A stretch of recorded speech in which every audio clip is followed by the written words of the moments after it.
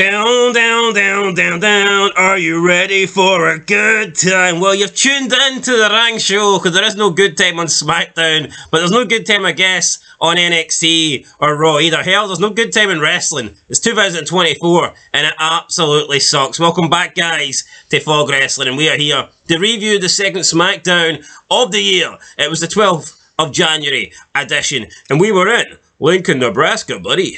Yep, and you used an out-of-date intro, but no need to fear, because this show's as stale as a slice of bread that's 4-year-old anyway. Well, SmackDown was better the last time I remember. The last time I remember that intro, at least you had Pat McAfee on commentary. What do you have now?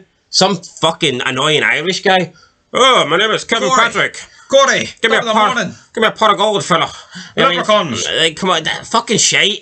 It's a sad time in wrestling when you're begging for Michael Cole. I'm gagging for Mayo. Give me some of that Michael. Gaggle, Mayo. I like a Michael.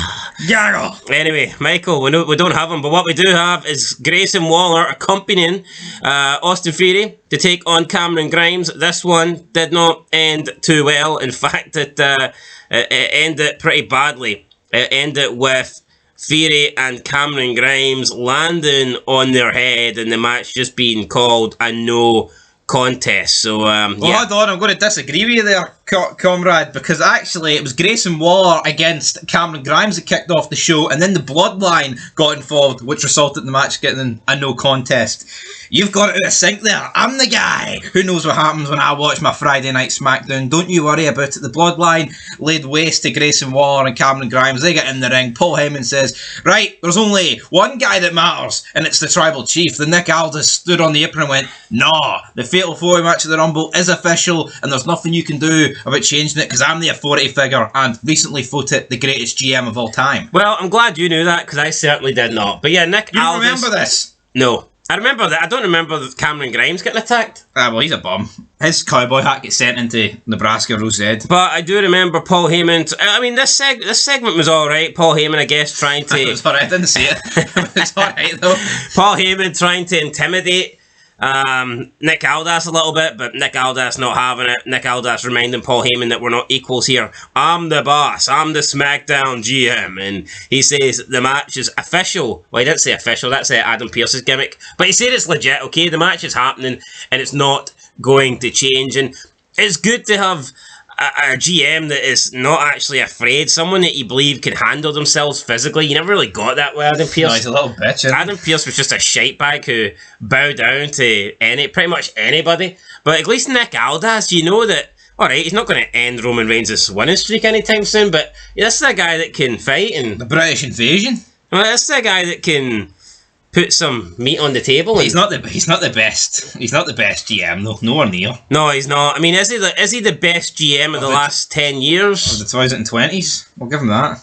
He might be. Kurt Angle was better. Kurt Angle had actual stories. True, that's fair enough. And it's fucking Kurt Angle. I'm going to be honest. I think I actually preferred Sonya Deville over Nick Aldis. There you go. No, I'm not saying. Was she 2020s though? I'm not saying when all's said and done, Nick Aldis won't be above her. But right now, I just don't think I've seen enough from Nick. I think that whole feud and her screwing over Naomi every week was actually pretty entertaining.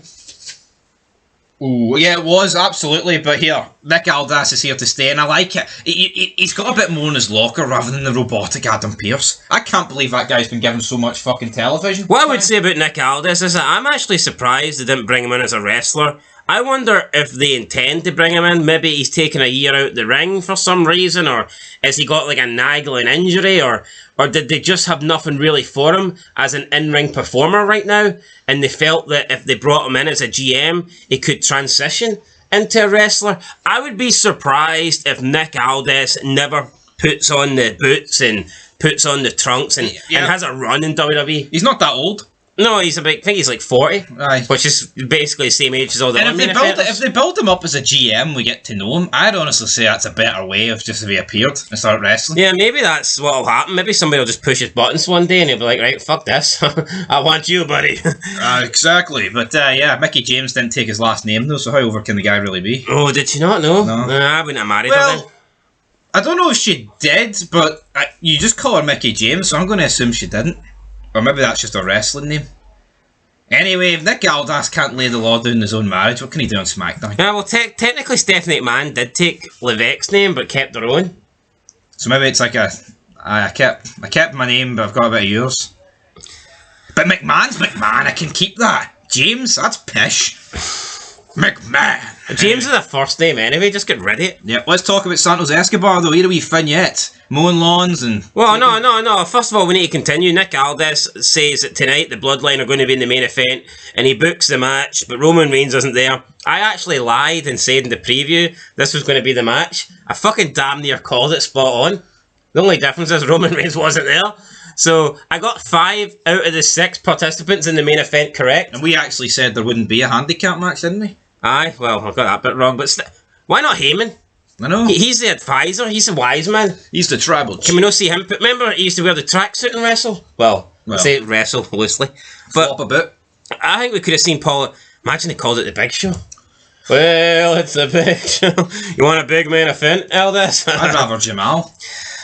Who the fuck's Jamal? Rosie and Jamal. Oh, aye, deed. Rosie's dead. Jamal's alive, is he not? Aye, brings it. Dead. It's just his career Get that's deed. Rico in. You look so gay to me. Anyway, right, tonight we're getting 6-man tag match, but if the Bloodline can't find a partner, then it's not going to happen. It's just going to be a 3-on-2 handicap match. And they don't have any friends, the Bloodline, so... But see, if this was back in the day, right, The Rock would have turned up and took the head of the table spot off Reigns. Wouldn't he have? Reigns ain't there, and The Rock's appeared. No? I don't think he would have, would he? Would you not take it right now? Aye, possibly. Anyway, Santos Escobar vignette. Talk about it. Well, it was alright, wasn't it, for Santos Escobar? He's alright, no bad. Move on. I can't remember what happened. Yeah, I can't remember what happened, but you know, it's just the same shit. There's nothing. He's probably sitting there backstage, eating a taco, eating a burrito, taking a wee shot of tequila. Tell me you watched the clips and didn't watch the real show, the full show, without telling me you didn't watch the clips, or you did watch the clip. Fuck it. Let's move on. See, if Santos Escobar was over, they'd include his vignette on the clips, wouldn't they? Fuck off! They don't do that shit. We don't do that. Also, The Rock had a vignette. We don't do that around here. That's different. The Rock. Know your role. Let's go. If The Rock had one, BT Sport would be uploading it. Anyway, we see Jim Uso throw that fit inside the Bloodline locker room. Oh, the Bloodline. Sorry, I'm getting excited about this show, guys. Cut me some slack. The Bloodline locker room. Heyman tells Jimmy though not to worry because there's going to be a lot of people looking for an opportunity to join the Bloodline. Solo's not worried because it's not really in Solo's character. He'd probably go 3-on-1 tonight and he wouldn't really care. But again, Heyman saying join the Bloodline, it's simply just team up with him. It's not join. You have to be Samoan. Well, or fat. Or Sami Zayn. True, So, yeah, kind of talking shite. Second match, Angel Garza, Humberto Carrillo taking on the LWO. I hate this. This is awful. Santos Escobar was on the commentary team for this match. What's your thoughts on it? Have you anything to say, really? I mean, I have nothing. This match is horrendous. I'm always an advocate for calling people up for NXT, right? But see, at the end of the day, Angel Garza and Humberto Carrillo have been on the main roster now for 8 years. For literally about 8 years. Since the original, well, the second original brand split, of course, had a lot of drafts since then. But what is going on? Look at the state of this match. This is on SmackDown, the flagship show. This should be on NXT Level Up. You said in the preview, these 4 could switch sides and you wouldn't even notice, and I'm going to stand by that. Aye, just winner gets the most Scott Steiner's lawn. That's what it is for me. See, if Steiner was sitting on ringside on top of a lawnmower, it's the only thing that could have made this worse or better, but you know what I mean. Yeah, we had Grayson Waller and Austin Theory. They are interrupting Nick Aldis. Oh, by the way, Humberto Carrillo and Garza won for anybody that cares. Is that the LWO? Nah, it's the LWO. We don't know anymore. Waller and Austin Theory interrupt Aldis and Carmelo Hayes. Melo tells Waller that he's not on his level, and Waller says that Theory's ready for competition tonight, and we get a match made between Melo and Theory. Probably the worst thing that Nick Aldis has done. We then get Paul Heyman offer Carlito a nice shiny red apple. He's polishing the apple.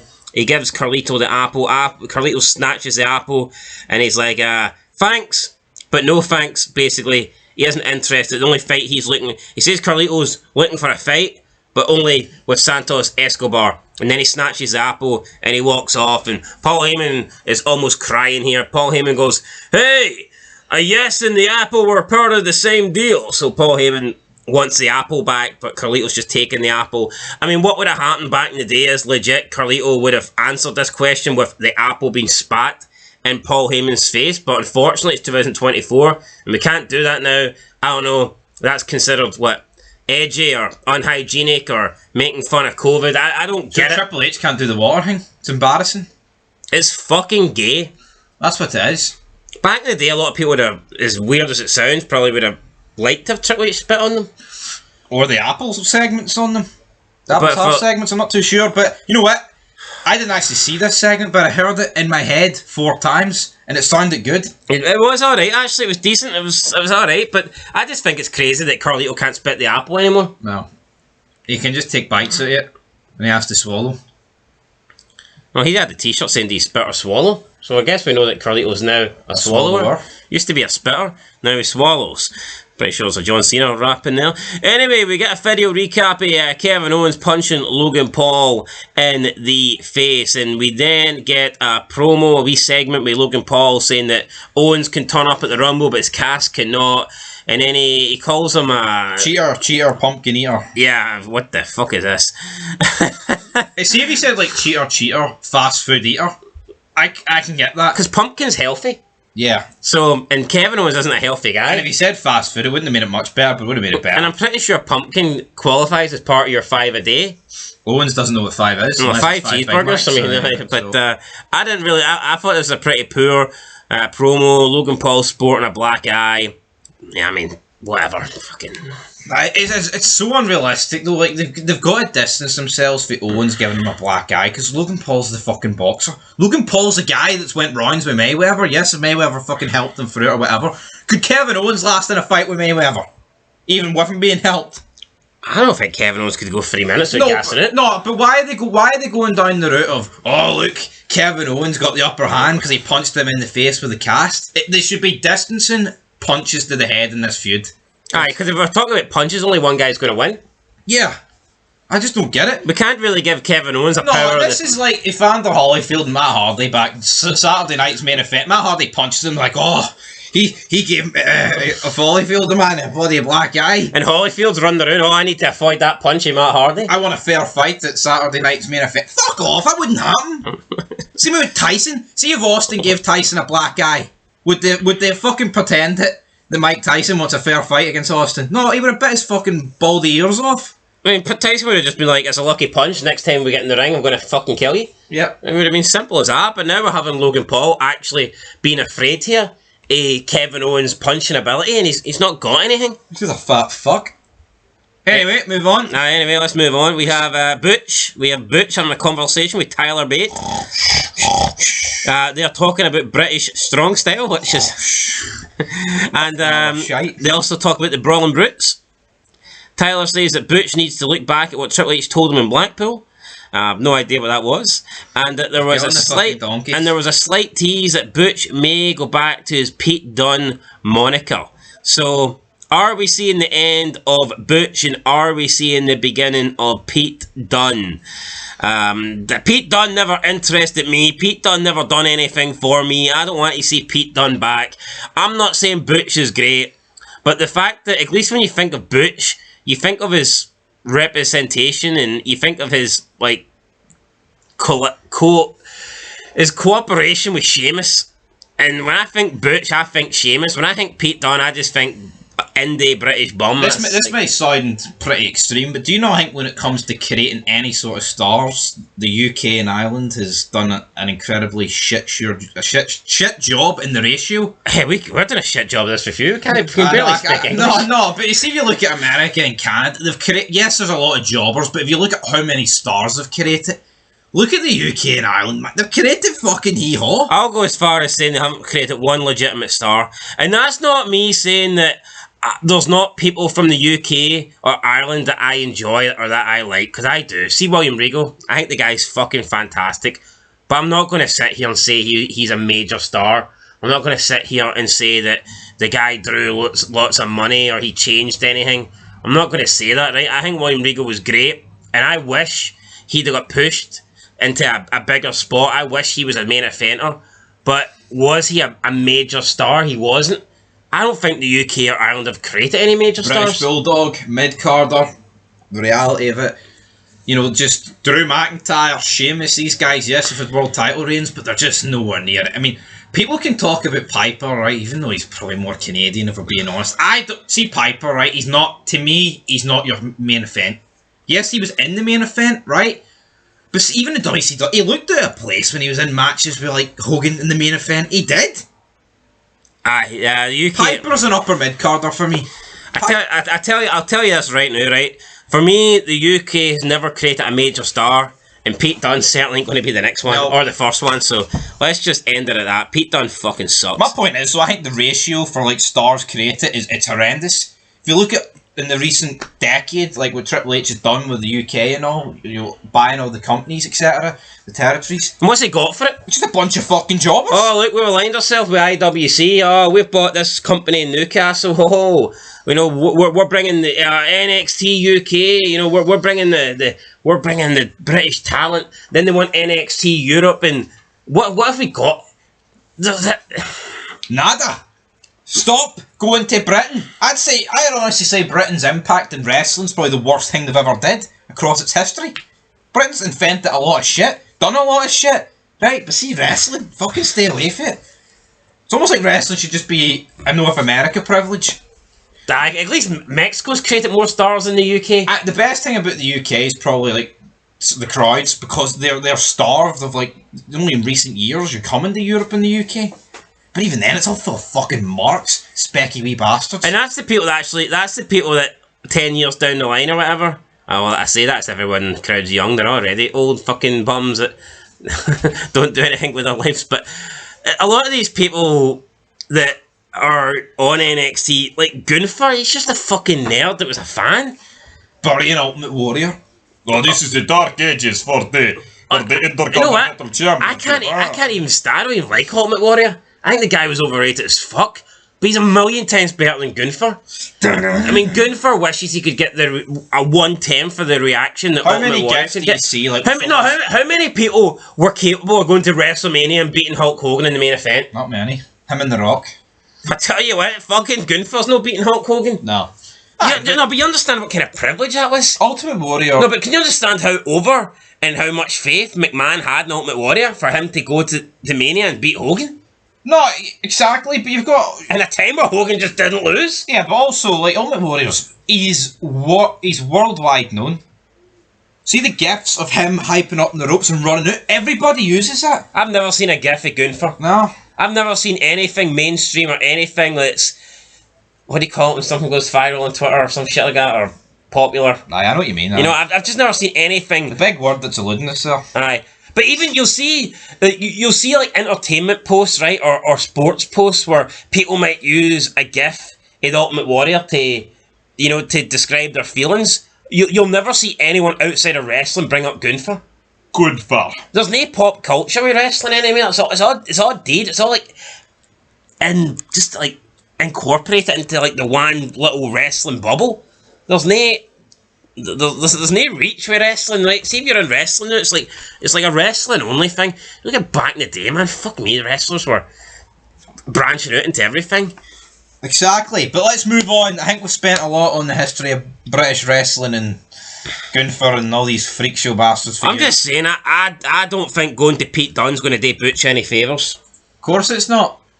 But let's move on. This next match ain't doing this show any favours. It was Bianca Belair versus Bayley with Damage Control.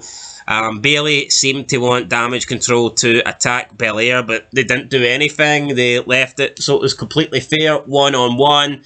Bayley ends up losing, although it almost didn't seem clean. Not that Bianca Belair cheated, but you almost got the feeling here that Damage Control inadvertently cost Bayley because of the miscommunication where Bayley was wanting them to take advantage and they didn't, so therefore Bayley kind of put herself at a hindrance by throwing Bianca Belair. I don't know if I'm trying to overcomplicate this and make excuses, but I don't think this was a definitive win here for Bianca Belair. I'll go that far. It wasn't. I know my biggest problem with the women's division on SmackDown is it's Sucks. almost it sucks. Half of them can't speak English. No, that's a problem, right? But it's almost And the ones that can fucking suck at promos. yeah, I know, but it's almost like right that they can't go a show without them all being involved in the same segment.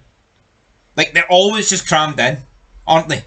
It's been the same 8 fucking people for like 9 months. I don't know if you remember like The Nation and D-Generation X back in the day, or even Evolution, but they weren't always in the same segment. No. Sometimes you'd see the night and they weren't even together. Yeah. They'd be doing their own thing. But you don't get that. Because they try and force women down our throat, it's always going to be the same gargle of people for like 9 months. This would be the equivalent, right, of the Bloodline, Reigns, Styles, Orton, and LA Knight for the next 9 months. It just doesn't work like that with men. Now, to a degree, I will accept on Raw if you say, well, what about the Judgment Day against Seth Rollins and the band of like Cody Rhodes and Sami Zayn? I'll accept that. At least they do their own thing sometimes, though. Yeah, but it wasn't 9. This is literally since she's won the fucking belt. It's been like this exact thing. Since Damage Control formed, I don't think we've seen them split up, or I don't think we've seen them do their own thing. No. Anytime you see one, you see the other. Yeah. The 5 of them have just been joint at the hip. But yeah, let's pretend women's wrestling's fucking brilliant, shall we? Dakota Kai reminds Bayley that she has the Royal Rumble match to win, huh? And like, what are Asuka and Kairi Sane doing in this faction? Are they just there to make up the numbers? They're 2 bums at the end of the day. Like, I don't get it. I remember people were putting Kairi Sane in the same bracket as CM Punk for returns. It's like, who cares? Who fucking cares? No one cares. Bobby Lashley came out, and I just... A couple of years ago, I thought Bobby Lashley was great. I mean, see now, the guy could retire, and I wouldn't think anything of it. No, this is awful. There's nothing about which is sad, like. But I think Bobby Lashley... See this whole new hurt business with Street Pro... It's over. It's over. No, it's done. It's liquidated. I mean, they've been kind of hinting at it for like 6 months now. Yeah. Look at fucking great factions like Evolution. Didn't even last that long. See 6 months from Evolution's start to the end, they were in full fucking flow. That's everything though. That's just this company, but summed up. Look at DX. Look at when DX formed. Look at 6 months later. Look at what they'd accomplished. Look at the Nation. It's like Bobby Lashley's been teasing. Alright, maybe they've finally teamed up now, but what have Bobby Lashley and the Street Profits done since they first looked eyes at each other and thought, you know what, me and you could work? Me and Jewel, comrade. Yeah, but this is just a cookie cutter thing. They come out and address it, and then the heel appears on the Lashley, we don't take a cowardice approach. We don't go lurking in the darkness and hiding behind the shadows. It's what the fuck? What does that sound? Does this is what Lashley legitimately said, word for word. Quote, we don't take a cowardice approach. We don't go lurking in the darkness and hiding behind the shadows. Is that how Bobby Lashley talks? Is that how fucking the Almighty talks? Do you think that's the words he would actually use? No. But he's used them here. Could you could you imagine Dwayne Johnson, The Rock, speaking like that? No. Or Austin speaking like that? Oh, but it's all Vince McMahon's fault, isn't it? There's certain people whose characters I can believe that would speak like that. Yeah. Maybe like The Undertaker in '99 when he's in the darkness, the Phenom, you know, like. But Bobby Lashley, man, this big tough MMA guy, and he's talking about the darkness and hiding in the shadows. Darkness to the top. I just don't get it, man. He wants Karrion Kross and his boys to come out here. Then we get a Karrion Kross, and we get like a promo on the Titantron. Move on. I don't even want to entertain this prick. He calls Akam and Rezar, the Authors of Pain, 2 of the most dangerous men the world has ever known. Now, I know they had this gimmick a while ago where apparently these 2 travelled the world, and I think that's where they were. Had these 2 not spent the last 4 years travelling the world, learning to fight and beating up people in clubs? Is that not what they were? I think that's what they were going for. No, we made fun of that though. What was it? Aye, they were coming back. Wait, did this not happen about 18 months ago? Yeah. They cut a promo and then we didn't see them again? Yeah. Remember, they were like, oh, we spent the last 2 years, 3 years... killing people across the planet. So I guess they took about a fucking year, 18 months to decide what they're actually doing with Authors of Pain, but how many times have we heard this before? And then he calls Paul Ellering the most inhumane person the world has had the displeasure of knowing. Paul Ellering has done nothing for the past... When was the last time Paul Ellering was relevant? Fuck, in the 90s? Are you going to be what's relevant? And they're bringing him out now and they want us to pretend like the guy is great. He calls him the final testament. I'm not saying Karrion Kross is a bad talker, but we've heard of this shite before. No, we have. We've heard this shite before. So, release him. It's like Bray Wyatt. No offence, rest in peace, Bray Wyatt. But how many times do you hear the same shite with failed gimmick after failed gimmick and failed push attempt where you're like, you know what? I'm done with this. Yeah.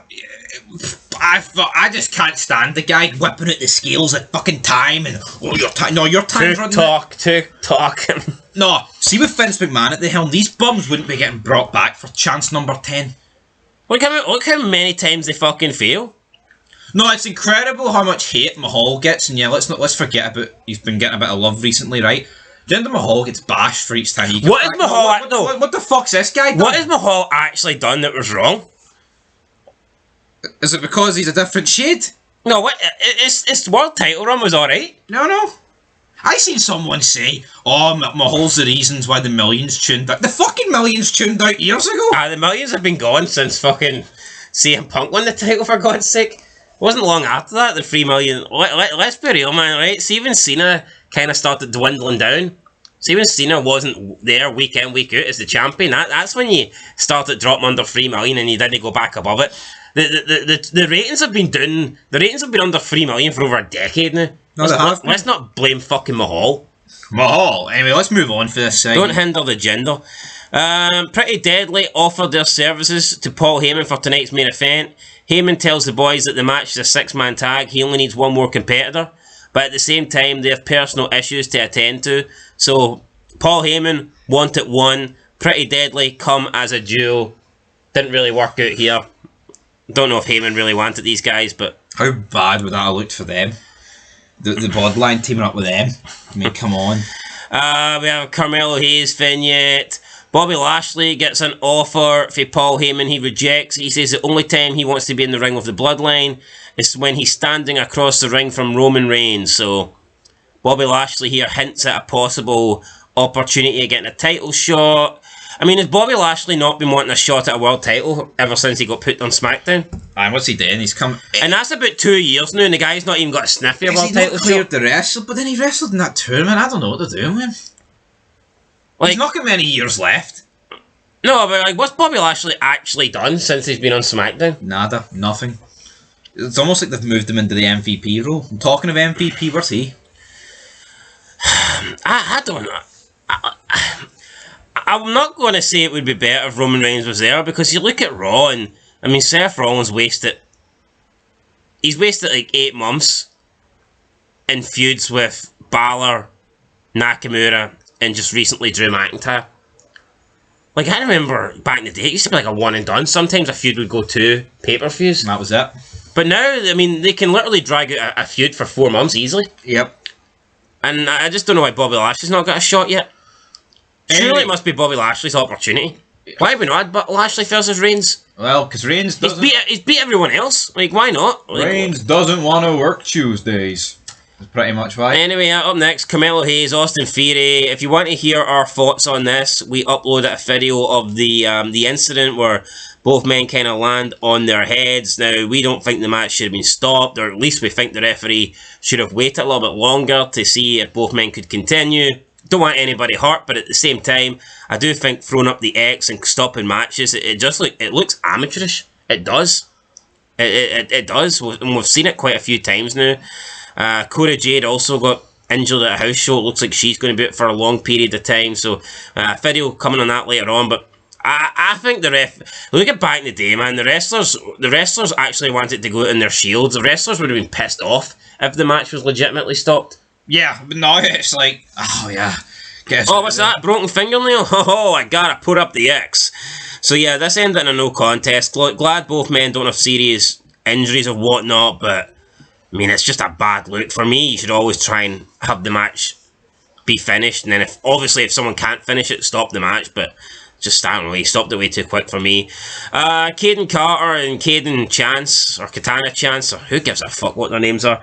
They're going to put the tag titles on the line next week against Alba Fire and Isla Dawn. These women's tag team belts they're useless. They should not even exist. No, they should be scrapped. In the scrap heap, get rid of them. Doing nothing. I mean, it's being contested between jobbers. I mean, look who's holding them. I don't think wrestling can ever truly be good until they do away with women. And by that I don't mean completely, but I mean I think we just need to accept it. I think we need to stop being politically correct. I think we need to stop caring so much about fucking gender and diversity and we've got to stop treating the women as equals. See, the women, right? They should have a spot on the card, but it should just be like the cruiserweights. It should just be like your comedy element. They shouldn't be taking up half the show. No, they shouldn't be. They don't need the belts. They don't need two. You don't need two women's champions on each show. You don't need a women's tag team championship.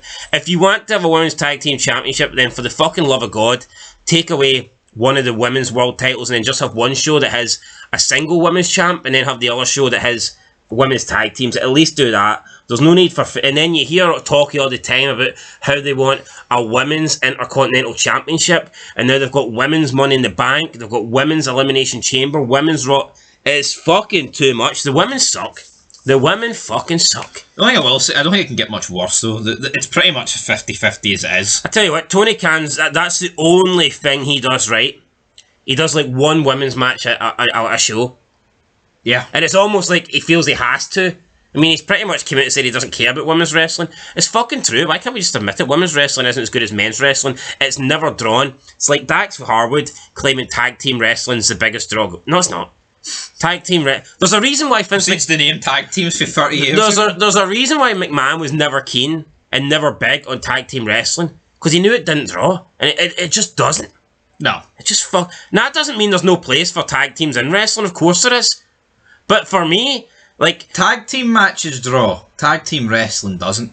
I think there's a key difference. Yeah, for me... Like when Michaels and Cena team up against Batista and Taker, yes. When Cena and Rock team up against Awesome Truth, yes. When the two-man power trip are teaming up to take on Brothers of Destruction, yes. You know, TLC 2, TLC 1, those matches draw. But when it's FTR versus House of Black, not so much. Yeah. Because... At the end of the day, like, the tag team matches that draw normally will consist of people that are already draws. Single stars? Yeah. Yeah, so, yeah. Like, tag teams that... I mean, you look... We can talk about the Edge and Christians, the Hardy Boys and the Dudleys, but they made their names 25 fucking years ago. When was the last tag team that's come out of wrestling and you went, oh... No, hold on. Those tag team matches were great, but they weren't the main attraction. No, they weren't. Of course they weren't. No one was going into WrestleMania 17 because, the Edge and Christian, it was because of Rock and Austin, but if you look at, you look at DX in 06, 07, Rated RKO, but they're already fucking draws. Not like they've just put them together and automatically they're a tag team. Ho-ho! People need to get their head out their arse. Anyway, for me, one way WWE can just get better is by taking away some women's titles and taking away women's time on TV. We don't need 50% of fucking women. We really don't. Yeah. We don't. I feel like 50% of this review's just been ranting on how shit wrestling is. So it's shite. Let's move to our main event. Right, main event time. Bloodline couldn't get a partner. I'm just not buying this. You tell me they couldn't offer somebody money or something. They couldn't get a big powerhouse. If you team up with us, you'll get a match against Roman Reigns. That's a lie. No. Don't offer what you can't. What you can't deliver. Anyway, the attack. Bloodline attack Randy Orton before the match. This makes it 2-on-2. Styles and Knight weren't really working together, so this gave the Bloodline the advantage. LA Knight wanted tagged in late on. AJ Styles was like, nah, screw you. You were busy a minute ago when I wanted to tag you in. So Jimmy Uso knocks LA Knight off the apron. AJ Styles and Jimmy do a double crossbody into each other. Jimmy's got a partner to tag in. AJ Styles has got nobody to tag in. Jimmy's about to tag in Mr. Solo Sikoa, and then Daddy's back. Daddy arrives. I hear voices in my head. Orton comes down, makes the save, attacks Jimmy, then attacks Solo Sikoa, and that was pretty much it. We seen RKO on Jimmy. 1, 2, 3. Of course, Jimmy's going to take the pin here. Then after the match, they continued to beat up Jimmy and Solo, and they powerbombed Solo Shield-like maneuver through the announce table. And that was pretty much it. Both Solo Sikoa and Jimmy Uso take it out, and then Paul Heyman calls Roman Reigns as the show goes off the air. Your winners, Orton, Styles, and Knight. I'm assuming, does this mean we're not going to see Solo Sikoa and Jimmy now up until the Royal Rumble? I think that'd be a good thing to do. Take them off TV and make it seem like Roman Reigns is vulnerable and that the Bloodline has been wiped out for the meantime. But if these two guys appear on next week's SmackDown, then what's the fucking point? Yeah. It would just look completely ridiculous. But here's WWE. Continuity, yes, but if you take these two off SmackDown, what are you watching next week? Well, maybe Roman Reigns can show up next week. Ah, well, he's not scheduled to the Rumble. But the whole point of this was for them, yes or no, to take the Bloodline out. They wanted to take out Sikoa and Jimmy.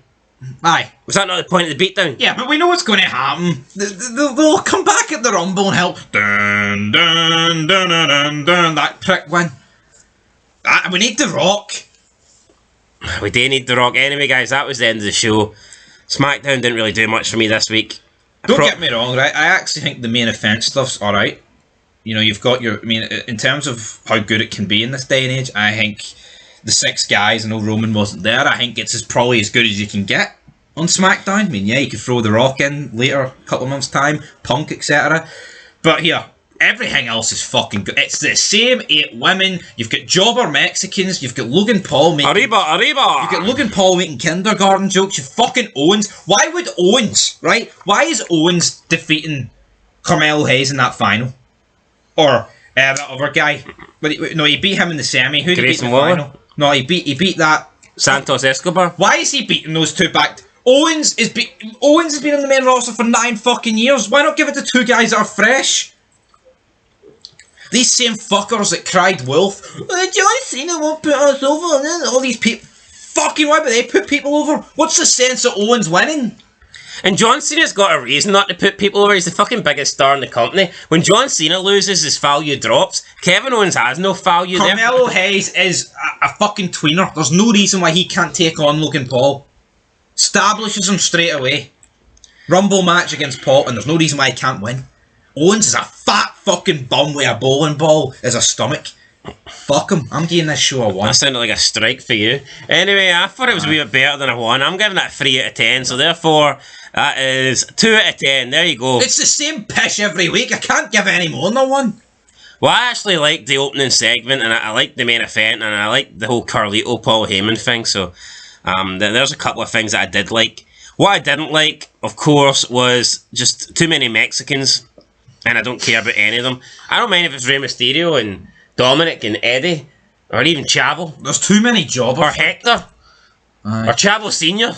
Or the fucking cell phone that Benoit texts Chavo on. Or the 3 guys that came out in the lawnmowers. Oh no, La Mexican La Mexicools, whatever they're called. But I just draw the line at these people, right? They're not good. They're not entertaining. They're not real Mexicans. We have Damage Control who fucking suck. We have Bianca Belair who sucks. Never liked Bianca Belair. Hated how she's been pushed down her throat for the past 3-4 fucking years. And what else did we have? I mean, that was pretty much it. Yeah, no, that was pretty much it. So there you go, guys. And Karrion Kross is coming back. Who cares? Oh! And Bobby Lashley's talking about darkness and shadows. Darkness. He's a 46 fucking year old MMA black man killing machine. Why is this guy talking about shadows and darkness? I don't know. This is not fucking someone that's got like a dark, mysterious, alter ego character. It's Bobby Lashley. It's the big Bobby.